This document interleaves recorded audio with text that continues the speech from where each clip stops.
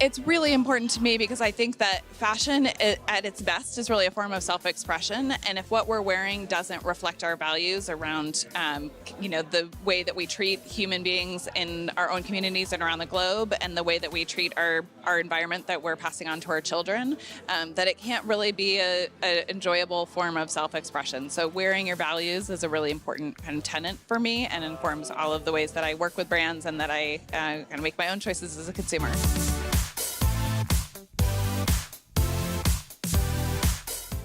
One of our local designers who I think is doing an amazing job in this field is Miranda Bennett Studios. I'm actually wearing one of her pieces right now. She does all of her own dyeing locally and then produces with a local cut and sew that works with the Multicultural Refugee Coalition to create good living wage employment in Austin. And she is doing some really interesting things with bringing waste materials into her dye process. So she was already using botanical colors, natural dyes that were safe for the environment. But then she started thinking about, what could I use that comes from another industry locally?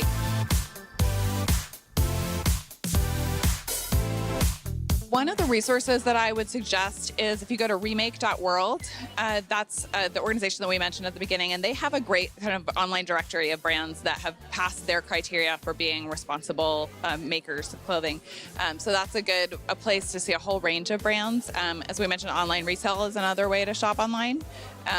And just kind of searching around for stories around sustainable fashion and seeing what brands are being featured, and then making sure to kind of do your own due diligence and make sure you understand what sets it apart and make sure it's not just kind of greenwashing. I think it's really an amazing step towards having folks who come through Austin Community College be really prepared to be leaders in the industry, to kind of know what's coming up next and not feel like they're coming in behind anyone else who's graduated from a school that might be better known in the fashion world. I think Nina and her team are really bringing the cutting edge to the school, and we're going to really see some surprise in the industry and what the incubator and the students coming out of this program are bringing into the industry locally and across the world.